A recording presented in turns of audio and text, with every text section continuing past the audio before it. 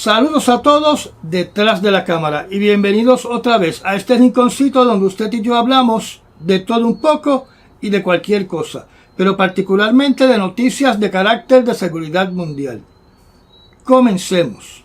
Una de las noticias más comentadas desde la noche del viernes fue un ataque masivo conducido por los Estados Unidos a más de 85 blancos contra grupos armados ligados o conectados a la Guardia Nacional Revolucionaria Islámica de Irán,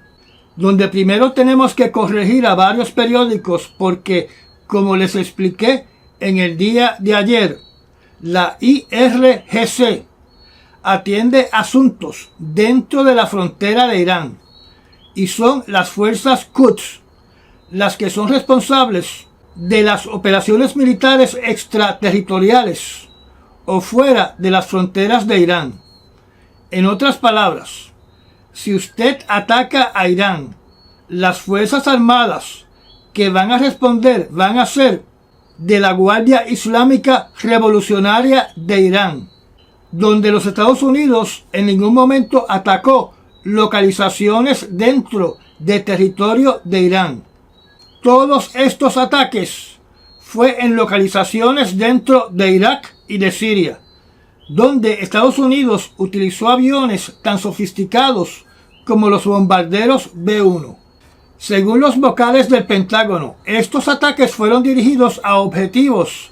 que incluyen centros de comando y de control, más localizaciones asociadas a cohetes, misiles, almacenamiento de drones, instalaciones de logística y localizaciones asociadas a la cadena de suministro de municiones para estos grupos armados. Recuerden que les mencioné que el gobierno de Irak ha dicho que los Estados Unidos no puede conducir ningún ataque en territorio de Irak sin la autorización del gobierno de Irak, donde tenemos que añadir que el gobierno de Irak no ha hecho nada para impedir o para condenar los ataques de estos grupos armados contra las instalaciones de los Estados Unidos, ni tampoco ha mostrado interés en que estos grupos armados existan en Irak actuando independientemente o peor aún, actuando bajo las posibles órdenes del gobierno de Irán. O sea, que permite que Irán tenga unas milicias armadas dentro de Irak. Por ende, es mi opinión de que no podemos descartar la posibilidad de que Irak también esté respaldando a estos grupos armados. La reacción por parte del ministro de la Defensa de Siria se hizo inmediatamente, catalogando estos ataques como una flagrante agresión aérea por parte de los Estados Unidos, que provocó la muerte de varios civiles y soldados y una cantidad no determinada de heridos, así como daños significativos a la propiedad pública y privada. El ministro continuó diciendo que la ocupación de tierras sirias por parte de las Fuerzas Armadas de los Estados Unidos no puede continuar, donde también indicó que el ejército sirio afirma que va a continuar con su guerra contra el terrorismo hasta que sea eliminado y que Siria está decidida a liberar todos los territorios sirios del terrorismo y la ocupación. Así que supongo que se refiere a ISIS, tal vez al Al-Qaeda sirio y a las tropas de los Estados Unidos. O sea que cabe la posibilidad de que el ejército de Siria trate de sacar a los soldados de los Estados Unidos a la fuerza de su país. Por otro lado, el gobierno de Irak calificó estos ataques aéreos como una violación a la soberanía iraquí, que socavan los esfuerzos del gobierno iraquí y plantean una amenaza que podría llevar a Irak y a la región a consecuencias nefastas. Estas palabras fueron expresadas por un portavoz militar de Irak llamado Yahya Rasul. Los portavoces del Pentágono indicaron de que el gobierno iraquí fue notificado con anticipación sobre estos ataques que comenzaron el viernes en la noche. como les indiqué anteriormente, el grupo Kataib Hezbollah en Irak, el cual Estados Unidos culpa directamente por el ataque a la base militar Torre 22 en Jordania, dijo en el día del martes que iba a suspender los ataques contra las fuerzas estadounidenses. Pero otro grupo armado iraquí, respaldados por Irán, conocido como Nujaba, dijo que continuaría lanzando misiles contra las Fuerzas Armadas de los Estados Unidos en la región hasta que termine la guerra de Gaza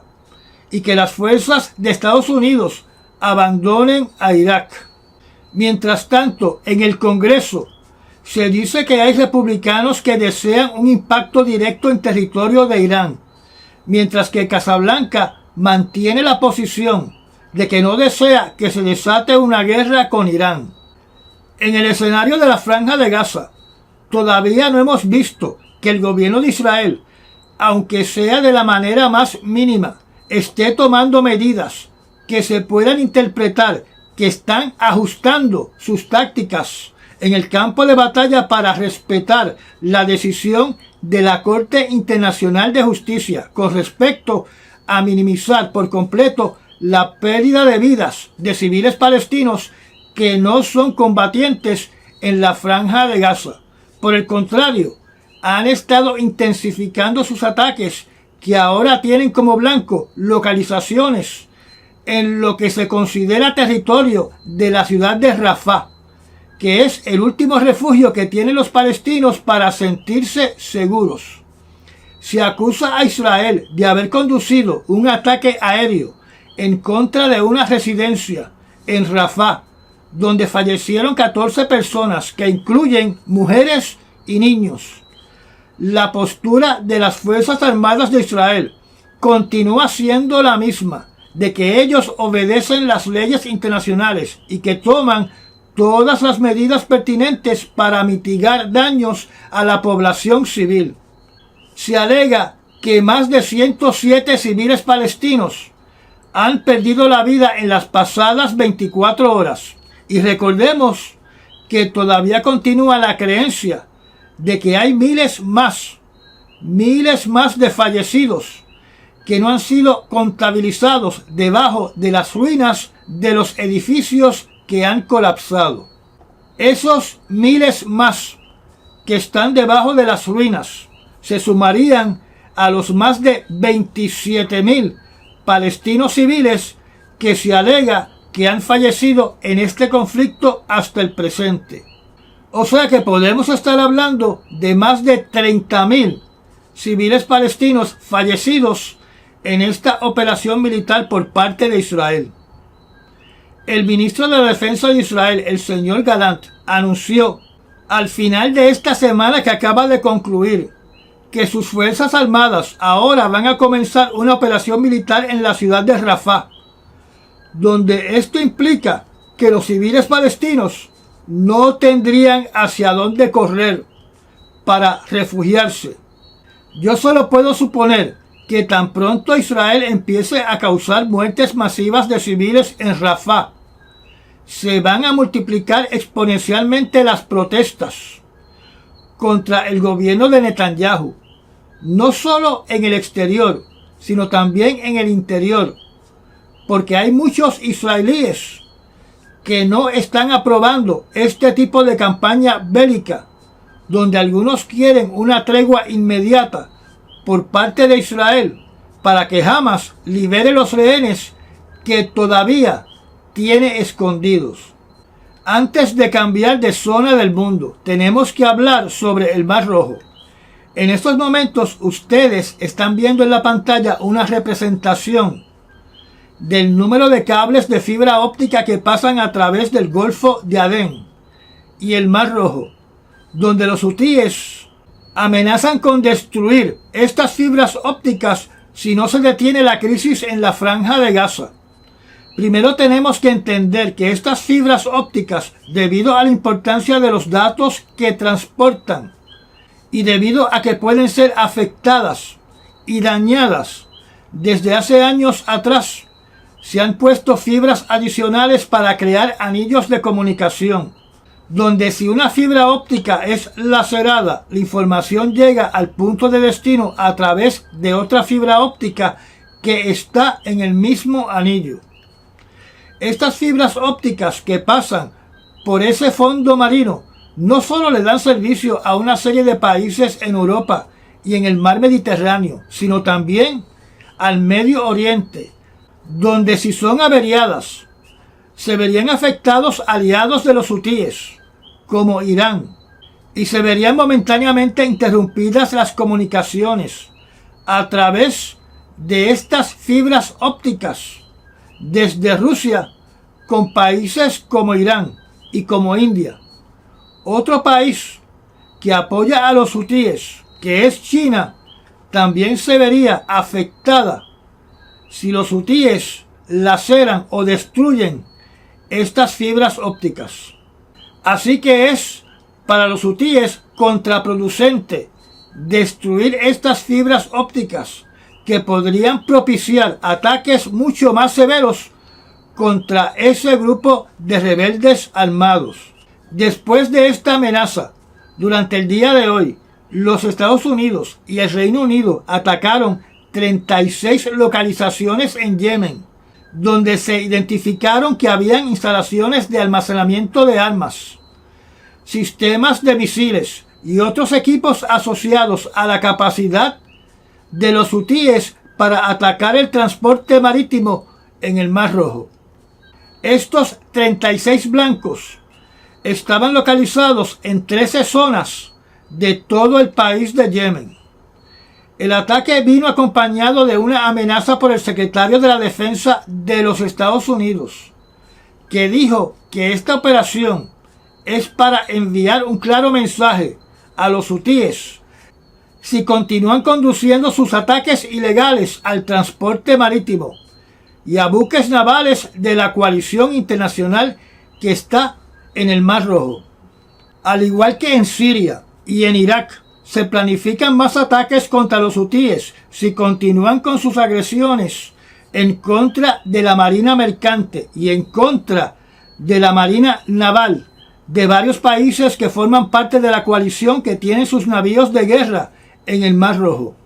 En el escenario de Ucrania, el presidente Macron de Francia, durante el día del viernes, condenó al gobierno de Rusia por efectuar un ataque cobarde e indignante, utilizando drones en la zona de Gerson, en la ciudad de Berislav, que eran parte de un grupo de voluntarios que estaban ayudando a los ciudadanos ucranianos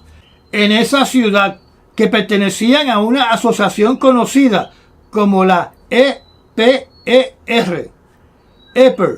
establecida para socorrer y darle apoyo a civiles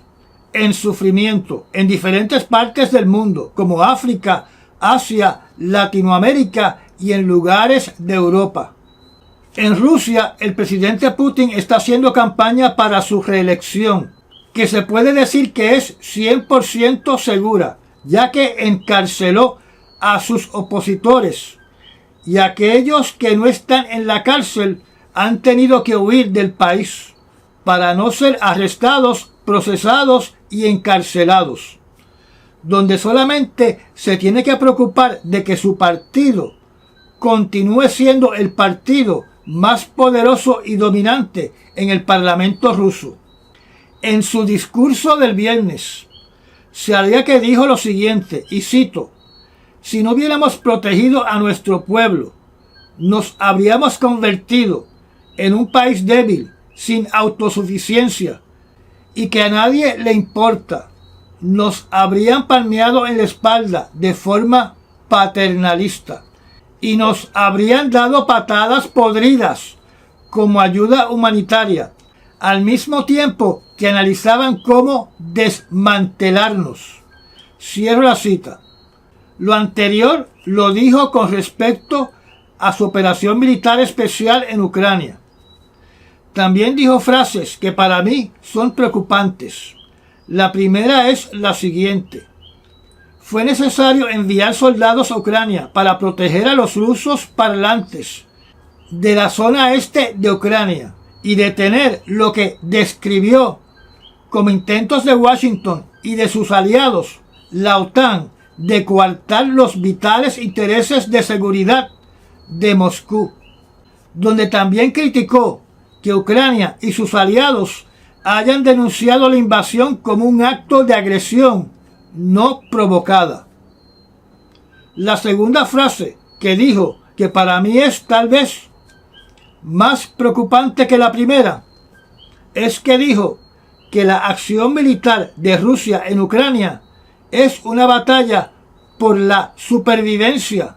de Rusia. Comentando sobre la primera frase, donde habla de proteger a los rusos parlantes,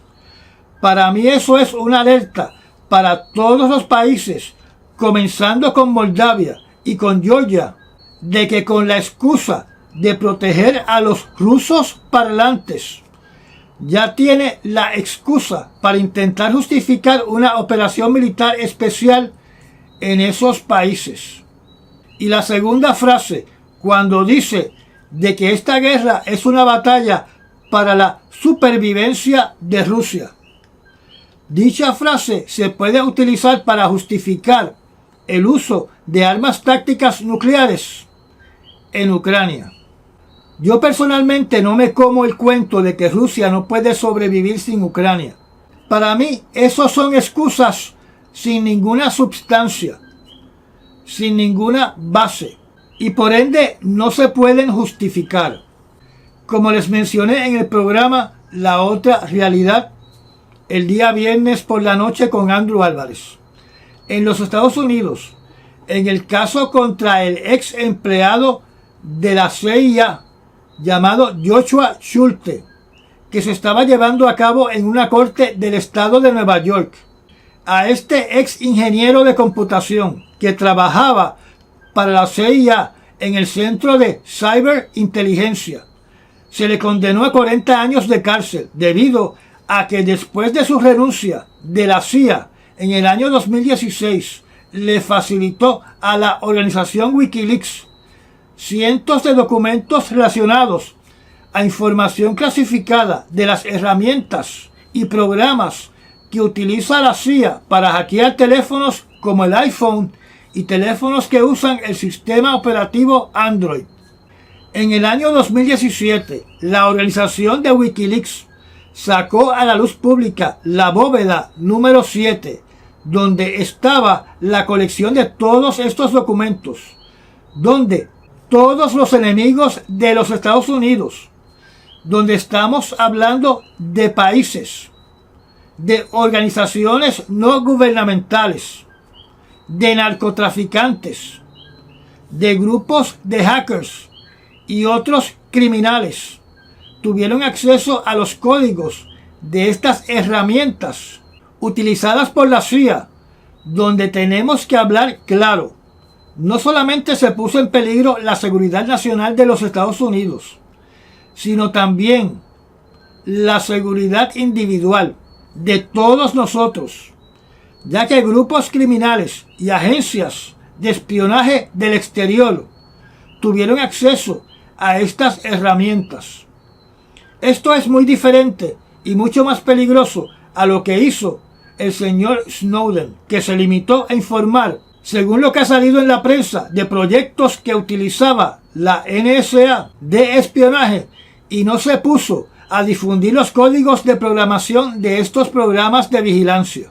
Los países que más se beneficiaron de esta fuga de seguridad, naturalmente, tiene que estar en el cuarteto de China, Rusia, Irán y Corea del Norte. Por otro lado, no vemos que mientras Wikileaks estimula que información clasificada de Estados Unidos les sea enviada, no vemos, como indiqué, que estén de igual forma estimulando a personal de China y personal de Rusia a divulgar los sistemas y herramientas de espionaje de esos países. En China dicen que en estos momentos prácticamente todo el mundo está obligado a utilizar la aplicación de WeChat para prácticamente todo, porque no solo es una red social, no solo es para enviar mensajes, no solo es para videoconferencias o videollamadas. También se utiliza para pagar las utilidades de la casa, para comer en restaurantes, para pagar por servicios y mercancía, para enviar dinero, para coordinar citas médicas y citas profesionales, para coordinar préstamos, para manejar las finanzas y un sinnúmero de cosas más que hacemos en nuestra vida diaria. Y repito, no hemos visto que chinos liberen información de cómo, cuándo y dónde el gobierno del Partido Comunista de China espía a todos estos ciudadanos y cómo nos espían a nosotros en nuestros países. Y si Wikileaks está en contra de los programas de Big Brother, debería estar en contra de los programas de Big Brother para todo el mundo, para todos los países, para todos los gobiernos y no enfocarse exclusivamente en un solo país. Una nota aparte es que el billonario Elon Musk quiere modificar la aplicación de X para que sea como WeChat, con más funciones para crear su única aplicación universal. Y estas fueron las noticias escogidas para las últimas 48 horas. Espero que estén disfrutando de este fin de semana. Recuerda recomendar este canal y de compartir estos videos. Hágase miembro del canal y aprieta la campanita para enterarse de cuando publico un nuevo video. Ayude a que este proyecto siga creciendo. Mil gracias a los que se han convertido en patrocinadores de este canal mediante los Super Thanks o haciéndose miembro de nuestra zona privada. Y nos vemos en el próximo análisis noticioso. Hasta mañana.